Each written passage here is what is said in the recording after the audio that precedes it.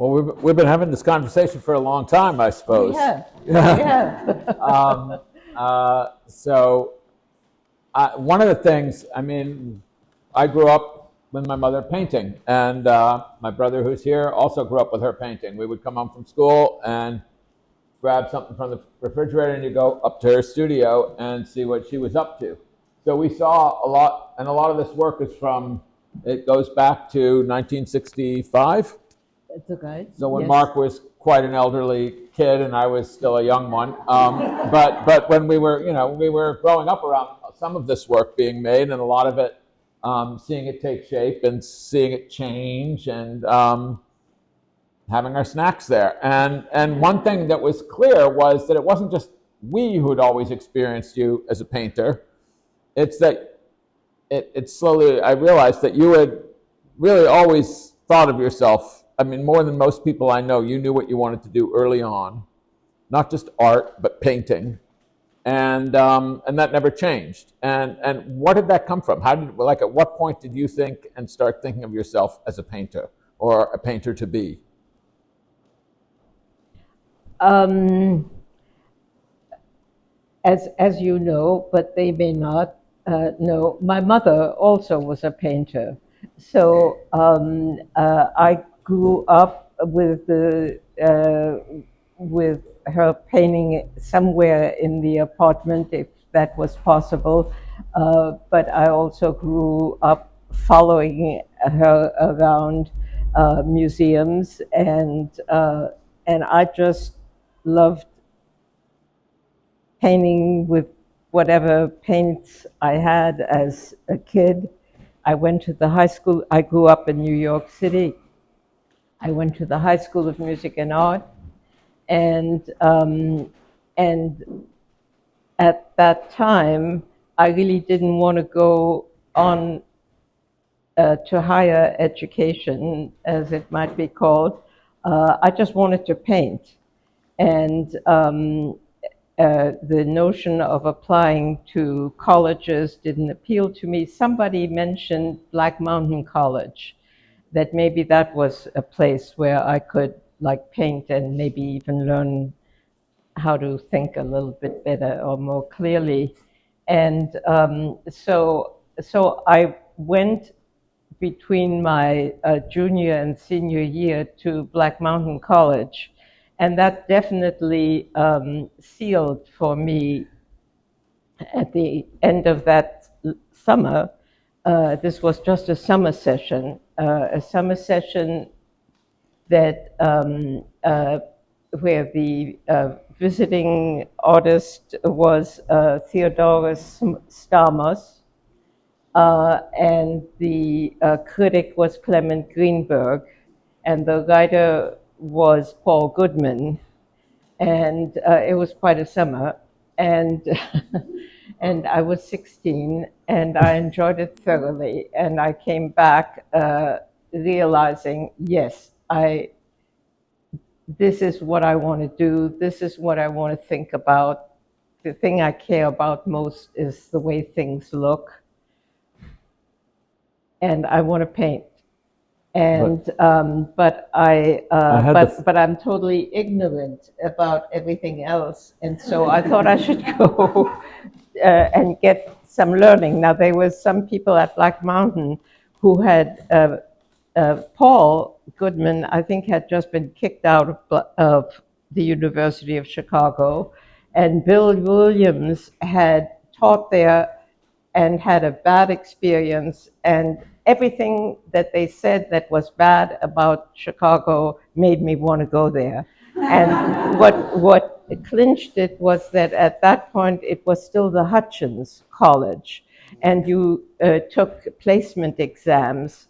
If you were accepted, you took placement exams, and I thought maybe I can get out of college in 3 years. And I did get out of college in 3 years. And I found that in the dormitory where I stayed, there was a sewing room in the basement that nobody was using, and that was my studio. And I painted. Does that answer your question? Yeah, I mean, it seems like one of the things that happened at Black Mountain for you was that on the one hand, it confirmed completely That's that this is what you want to do, that right. you'd always thought you wanted to do, that you like, yes, I want to be a painter. But it also, between people that you found extremely interesting and convincing and people you found off base, you wanted to be able to hold your own, as you've sometimes said, I think, Yes. with people like, whether it's Clement Greenberg or whoever. You didn't want to be sort of on the sidelines watching. You wanted to learn how to talk and think about something beyond just being a practitioner. Yes, And that's that was absolutely part right. of what made you then apply to and seek something at Chicago It was the that only was, school. I said either they take me and then maybe we'll learn how to do those things, or I just start painting. and there was no art program at No, Chicago, right? You did some stuff at that appealed to me. the Art Institute. That came in like in my last year at Chicago, because they at that time did not have a studio program. There were just no painters around. I was just totally on my own, which I also thought was good to see, like a test for me. Do I really want to do this? But I got very lonely for that, and also I was very aware that I didn't know. I thought I just don't know how to draw. I'm interested in color. Know what I want to paint, but I'm not good. So I went to the Art Institute, partly because I wanted to meet some painters or art people interested in this thing that the University of Chicago at that time was excellent in art history, and I did a lot of that. And that was very good, and it also was the source of some lifelong friendships Yeah. and very important to me. And it's great if you're going to go to art school, to go to an art school that is physically based in a museum. That's terrific. Which is another thing I want to ask you about, which is just like you are one of the most museum goingest and gallery going. I mean, you're an insatiable looker at art. And when you say there's a good show, you often say, I've only seen it 3 times now, and I do want to go back and spend like an afternoon, not an hour, in this room with this one room of the show. And many times you go back and back and back. And even I remember going with you to the Met shortly after it reopened after the pandemic, for instance. And you had certain paintings in mind. I mean, it's like, I want to go see this painting, not I want to look at it on a screen or I want to look at it in a book. I want to go stand in front of it for a while. And often the things that you are drawn to, or you'll say there's this fantastic painting, are not paintings that I would necessarily ever think in association with you. They're really good paintings, but they're not in any way related to things I see you painting. They're biblical theme, or there's this or there's that. And, your tastes are wide and broad, and I wonder about influence. Just sort of what is it you're getting out of all of that? And you started going to museums from the beginning, as you say, with your mom. You really wanted to study art history. I mean, or to know it in order to do what you're doing. Do you feel that it informs you when you're actually standing there at the canvas? The art informs me. The history does not. I mean, I have a okay sense of identifying roughly where and it came from and maybe when it was made. But I was interested in the physicality of the paint on a surface. I like to see the way it works on different surfaces. Yes, and I like stories, and paintings often tell stories. I don't, but I like movement, and I do hope my paintings move. They do. And I'll step in for a quick second on the curatorial side of the exhibition. So putting the show together and being someone that renovated this gallery, there came a moment when the sun just came out and the entire space felt like it was floating, right? And I started to look even closer at Jacqueline's work, noticing that the canvases are often not filled with oils. There's always gaps, right, where you see the actual canvas, right? So in many ways, the material is super important. And oftentimes when I'm showing the work, I'm also taking it off the wall to look at it horizontally, right? And I'll say to the viewer, I'm like, take this moment to notice how thin and how precise, and also at the same time how loose the oils are, right? So you found a way to bring language into something that's very ephemeral, right? And I think we were talking in the studio, and we started to muse on the idea of clouds being the most abstract that nature can be, because they don't exist. So you're painting something that's not in existence, as your subject.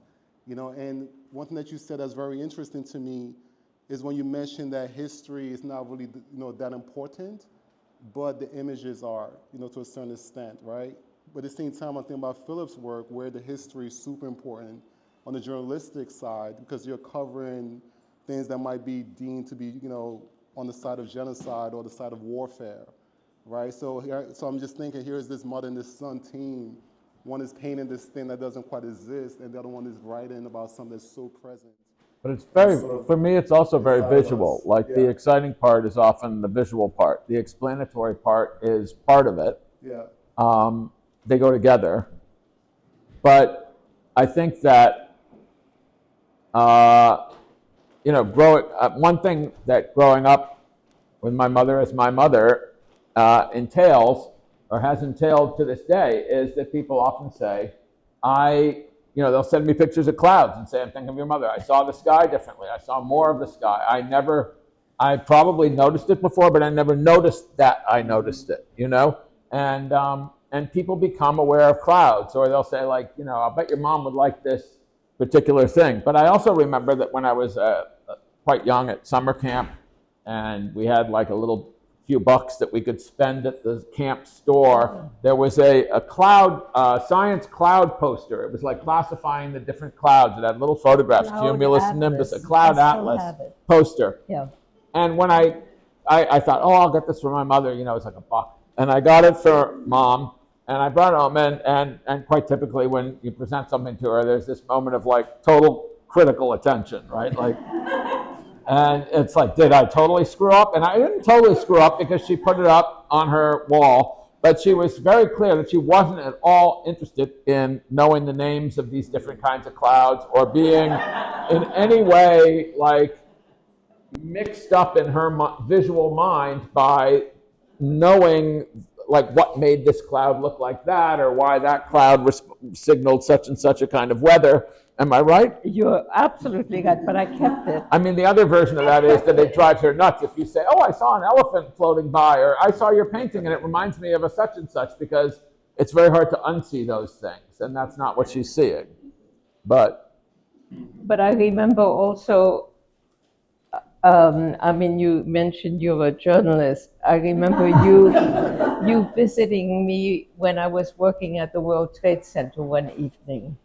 And we had a long conversation. And at some point, you said, we're really both journalists. We're both reporting on what's out there.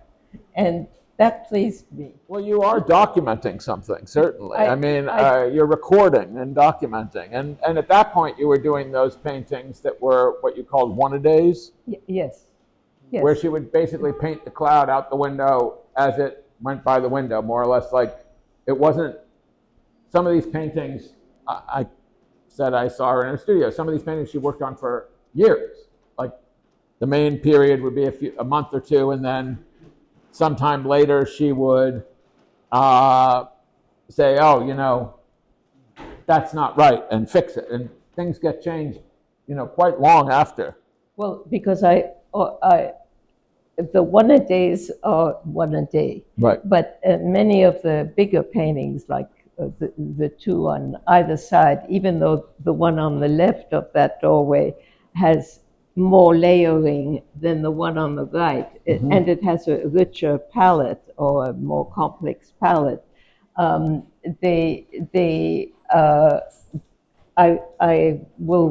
will start a painting, work on it maybe 4 or 5 days in a row and then get stuck. And I've learned, uh, uh, not always, but often, to just set it aside and start another one or go back to the one that I was stuck with. So there are 3 or 4 pieces that I'm interested in that can be quite different one from the other, that are all waiting for attention. And quite a few of them end up getting it with a razor blade. I just think this is just an injury and I'm not going to band-aid it, So to that point, you have cloud painting. I mean, what were you painting when you were in Chicago? You say you had a studio in the basement of your dorm, and then you went to the Art Institute. You weren't painting, even in terms of what Chuke was bringing up about the surfaces. Your surfaces were very different. You were using a palette knife. You were laying it on much thicker. Yes, I used a palette knife for quite a few years. That interested me. But I quickly, I think I started painting the clouds in the late 60s, early 70s. But I also was interested in other things. I mean, I have a lot of flower paintings, so I have a few flower paintings left from a few years when all of a sudden we had a garden. And the woman next door, Mrs. Jones, we moved in and we met over the back fence, and she said, I'm happy to meet you. I am Mrs. Jones. And I said, I'm Jacqueline Gourevitch. And she tried several times to get that name straight. But nevertheless, she gave me some beautiful roses to plant on my side of the fence. And I became it. That was the first time I had my hands. I mean, I was always lived in an apartment, so having dirt to dig in and trees to plant, and I love all that stuff. Even though now I'm just on Wayne Street. I know, but it's interesting to me that over the years, once, as you've sometimes said, the horizon dropped out of your paintings. Yeah. You've gone through various periods where, and it's somewhat inspired, as you say, by where you're living or by travel. We went to Greece in the late 60s, yes. And you started introducing columns. Fluted columns at the edges of skies, and the relationship between sky and this like column or so. And that came, and you then painted some Aegean islands, and you started to look at the blue of the water rather than just the sky and the things floating in the water. But those were discrete periods of work where you would work for a few years on flowers or islands, or we spent some time in Jerusalem, the walls and stones of Jerusalem, those things came and went. Even the notations, which there's one of here, which was a series of paintings that instead of a diptych like this, it was 11 panels that filled the entire gallery, almost the size of this room. Yes. Each the size of the one that's on the opposite side of this wall here. They're at the Wadsworth Atheneum now. Right. They bought them. Yeah. Yes. But you always come back to the clouds. Yes. And it's interesting that you said earlier, like, seeing is all that matters to you, because you once said something somewhere that I saw quoted, which was that the surface is not superficial. That's true. Like, the surface is all you'll ever know or That's right. see. And I thought maybe I'd ask you to spell that out for those who know that superficial means surface. I remember that I said that, and I remember you commenting on it at the time, which caused me to really remember that the surface is not superficial.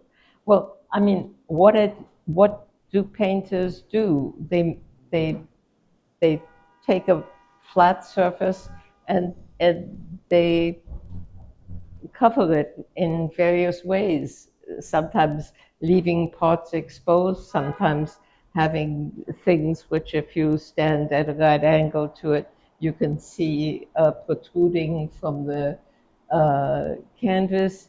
The physicality of the paint is something I love, although I use it, as you say, quite thin. I don't indulge in building up the paint, and yet I am working with a subject that is in depth. And I hear myself using the word subject maybe for the second, third, or fourth time, but I care about the subject. But it's also a vehicle to just about everything I want to do, and except that people interest me very much, and I somehow turn to, in my work, it's only life drawing or portraits. I mean, drawing you or people I know very well. Mostly when we were homesick from school, so they're pictures of us with like swollen jowls and, you know, but that's when we would sit still long enough. That's true. Right. Yes. Yes, I noticed that. Same thing with Victor. Right. My husband, he couldn't sit still without reading a book, you know. So it's always the same expression. It's a certain expression. But you chose, I mean, with the painting, you chose something that exists as clouds do. Yes. In this total crossover space between abstraction and representation.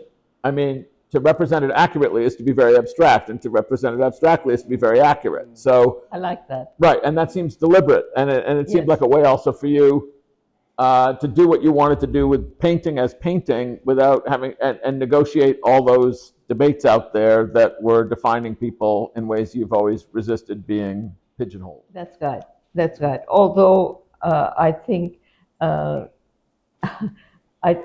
think the very fact that I'm associated with cloud paintings rather than just painting means that it may not be a pigeonhole, but just a sparrow hole or something like that, you know.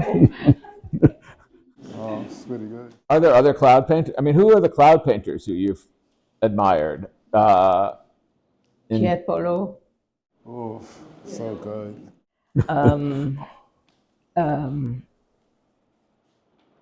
Turner, certainly. Constable. Constable, did you say? Constable, yes.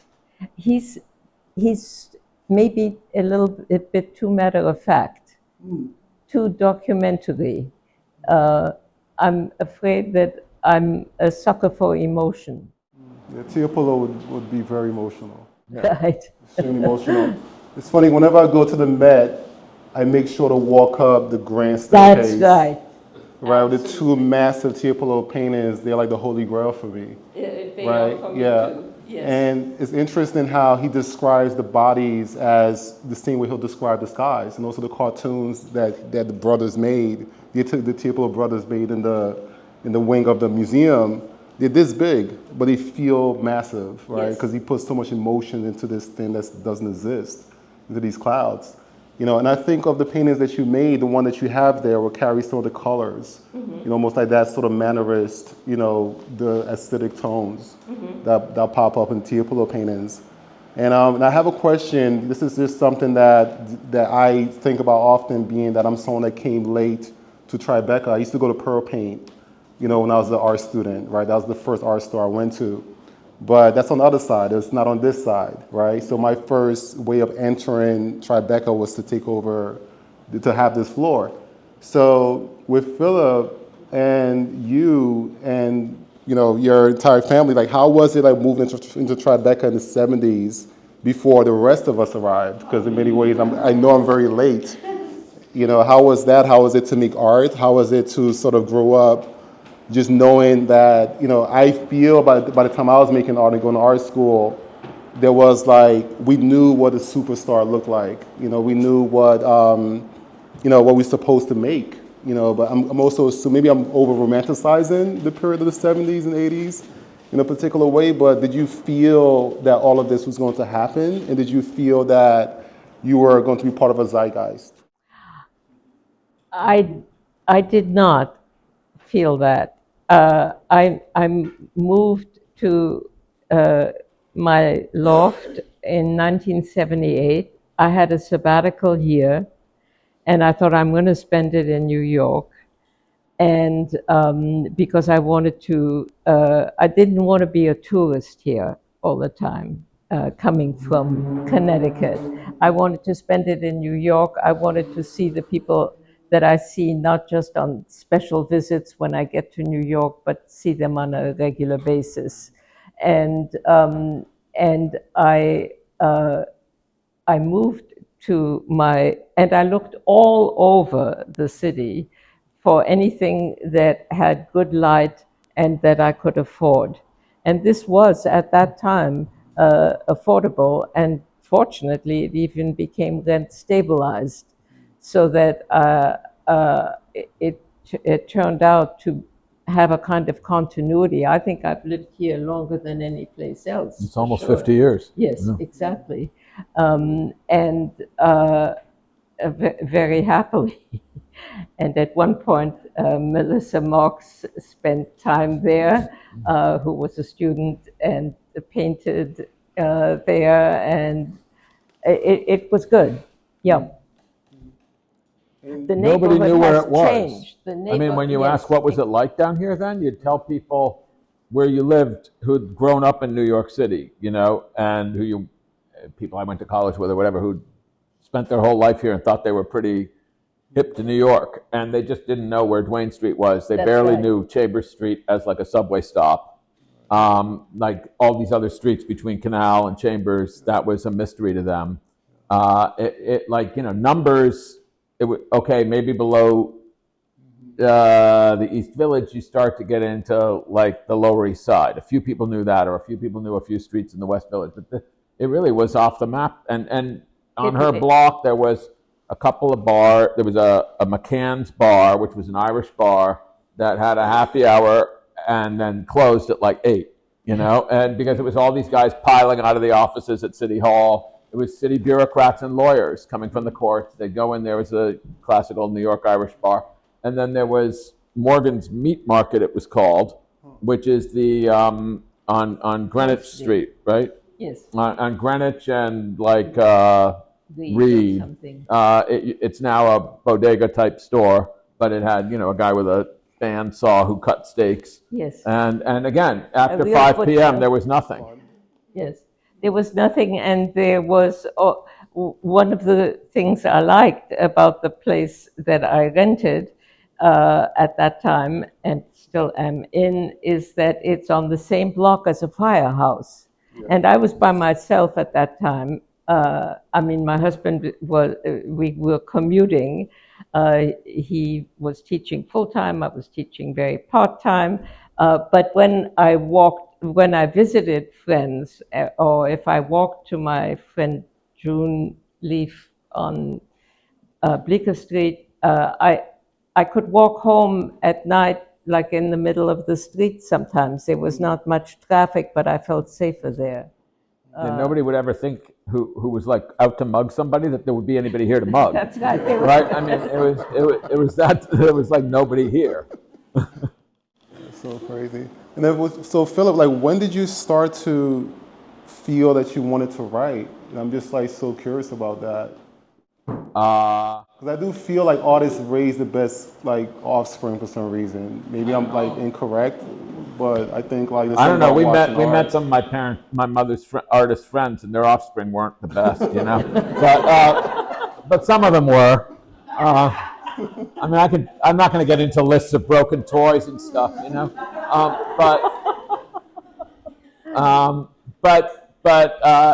Well, my parents were both real readers.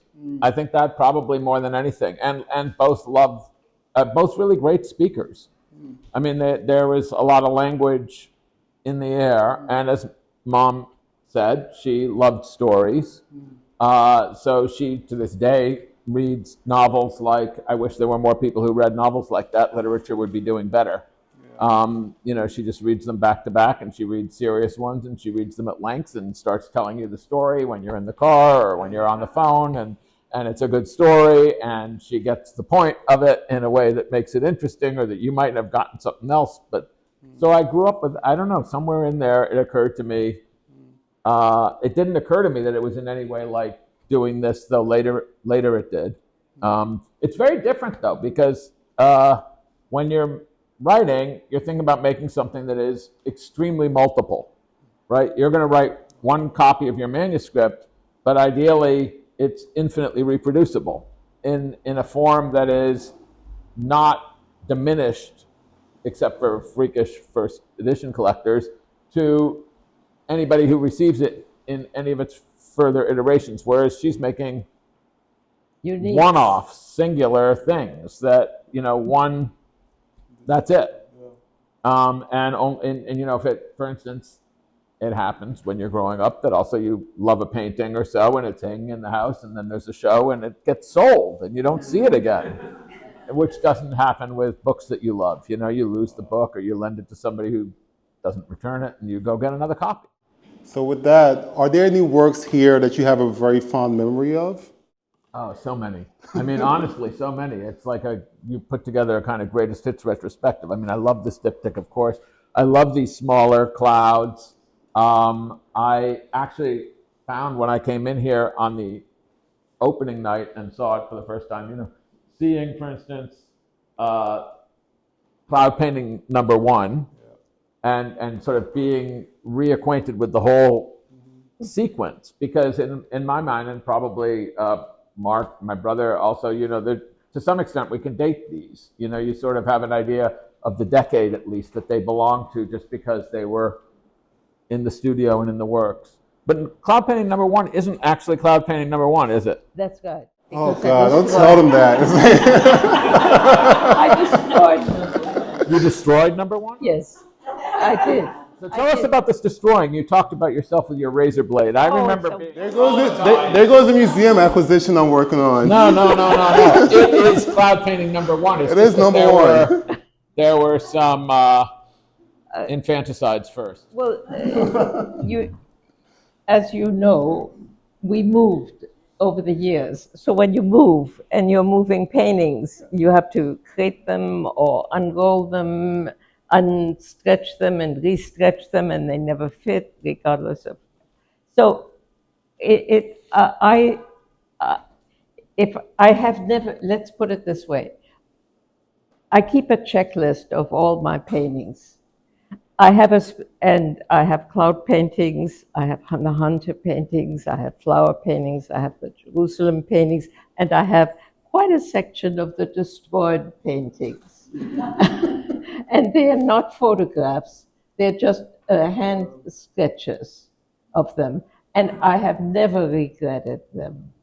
They just liberate me. I remember how you would seem quite sort of on a high after you'd slashed a few. Well, the only reason I did that is that in Chicago, the first really big move where I had already quite a few paintings was from Chicago, at a time when we were on a 5th floor renting something, and we were getting ready to move east, and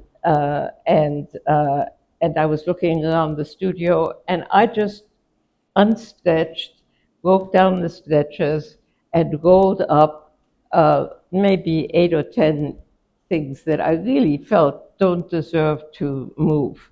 And I rolled them up, I went down, I put them in the trash can at the corner, and I felt great.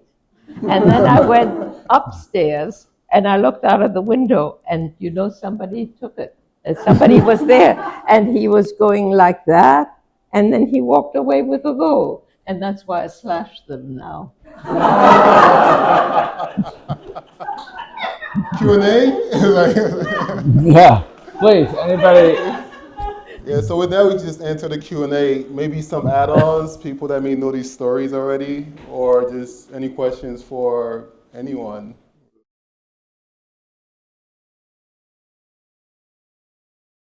Well, I didn't fully escape it.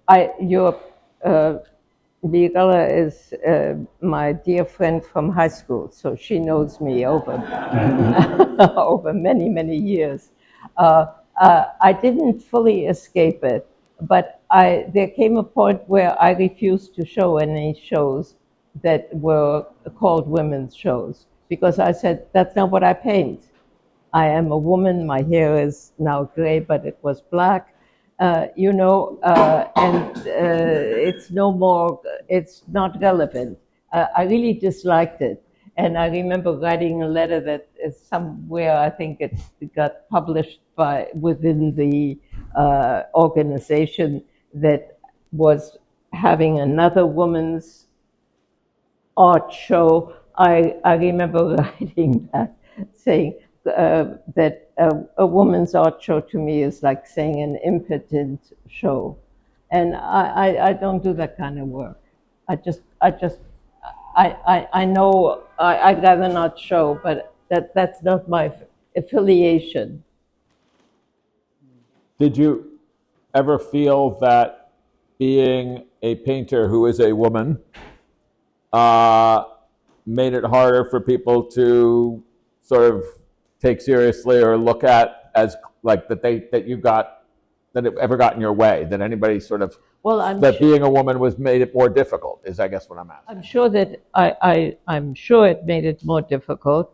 I'm sure that it certainly affected my price range in terms of just the market, right? The market. There's absolutely no question about that. I'm very resentful about that. Me too. But I keep painting. Same here. I just keep painting. Yeah. I know being a woman meant that we made it harder for you, but that's different. No. You and your brother and being a mother and leading a full life enriched my life in every way. Oh, It just good to did. know.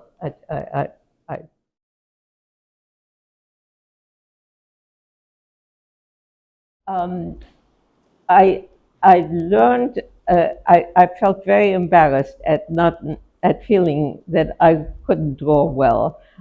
So one of the things I did, two different things to try to improve my drawing. The first was that when we lived in Connecticut, we were at the edge of a state forest and a big meadow.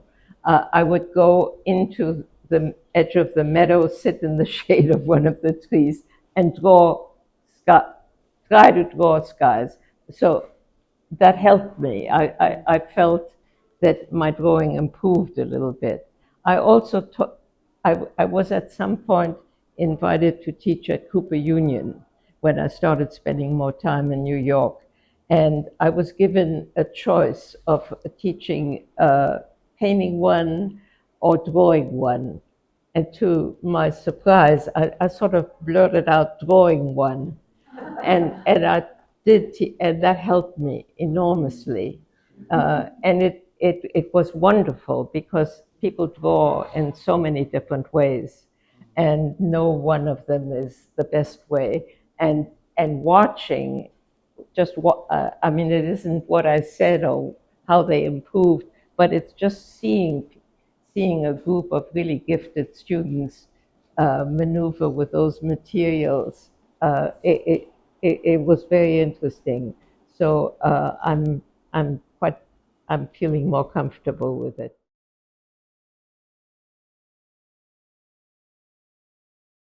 Thank you. But the person you should thank is Chupi, because he hung this, and that's a very tricky business. Because I've been in a number of shows in different places, and they often don't want you to have anything to do with hanging the show.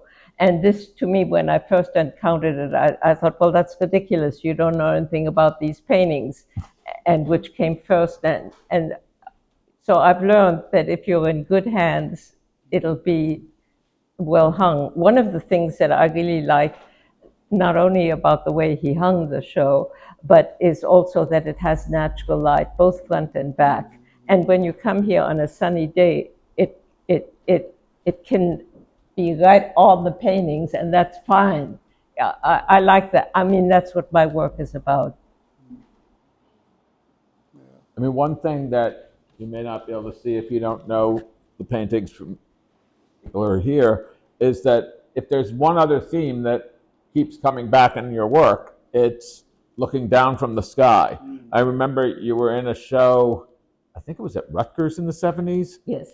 And there was a very good show. called Skying, and it was some other Yes. painters who dealt with sky. Yvonne Jacquet. What was the man? I don't know his name, and I hadn't known his work. And he had like a pair of boots that were painted blue and white skies, and he had a plane, and he said, "I'll take you up flying." And this happened periodically, that somebody with a small plane would invite her up flying. And she thought, well, that's fine. It's fun to go chase clouds, but it didn't. But what she was interested in is looking down. When she was on the ground, she wanted to look at the sky, and when she was in the sky, she wanted to look at the ground. And when she's in the sky, she has battles with airlines about, like, I need a window seat. No, I will not close my window so other people can watch movies. Yes, this is a razor blade, and I'm using it to sharpen my pencils. And they're like, why do you need to sharpen your pencils mid-flight? She's like, believe me, you need to sharpen your pencils. Don't get in the way. And she would route, when the rest of us are all figuring out some elaborate way to get a nonstop flight to the coast, she's figuring out how to, like, go to Tennessee and then to, like, somewhere in northern Michigan and then down to Nevada and Salt Lake and California, so that she can get all these different, like, landscapes. Salt Lake. She loves Salt Lake. I do. From the air, it's just extraordinary. I have quite a lot. Yeah. And she'll draw from up there, and it's that's been a constant. Yes. That for you also, though, this thing of drawing what is there out the window. And with the studios at the World Trade Center too, there were other people who just were there because they wanted studio space, and you were there for the window. I had a student at Wesleyan who also had a plane, Walt Odets, and Right. he took me up flying a number of times, which was wonderful, because we'd go up in this plane, which, because it was a small plane, just fabric on the wings. Mm-hmm. So I thought, oh, I've got a husband and 2 children, but I went, I trusted him, and we'd go up, and he'd say, so where shall we go? And I said, what do you mean? He said, well, what do you want to see? I said, that one over there. And we go there. We go there. He takes me there. That's pretty good. Oh, so good. I'm having a really good time. This is the coolest conversation ever. I could just sit back and just listen to you, the two of you, just like chatter about all of this stuff. And so the work behind us was placed where the foundation and the owner of the foundation flies planes. So the advisor walks in and just says to us, well, we've been looking for the perfect cloud. It's taken us years to find the perfect cloud. You know, I've shown my client, you know, the family office that she manages, all these clouds. We just haven't been able to figure it out, but this is the right cloud. This is the right cloud. We must have that cloud. Did he get it? Yeah, they bought it. Oh, they did? They bought it, you know? Tell me. Well, they bought it, Jacqueline. Yeah, but that's her thing, is to fly planes, and she knows clouds. So, you have... I do love flying. You have the best cloud. So I've heard. Yeah. But curatorially, I think it was one of those moments of hanging this wall the way it is, and then waiting for Jacqueline to come in. I said to Sophia, our gallery manager, I'm like, I really hope like she's into it, because it's our first time working with each other, and at the time I've only known her for like half a month. You know, like, what if she just never works with us again, because like we just hung the show like the worst way possible, and she walked in and she was into it. I lost sleep that night, to be honest with you. You know, before she walked in and was, and okayed the install. And it's been such a pleasure to come here every single day. I try to avoid the gallery sometimes, believe it or not, as a gallery owner, but this has been a pleasure. It's been the easiest exhibition to walk into that we've done here. Thank you. And thanks a lot. Yeah, it's a pleasure. These works are masterful. Any other questions? I don't want to have the last word here.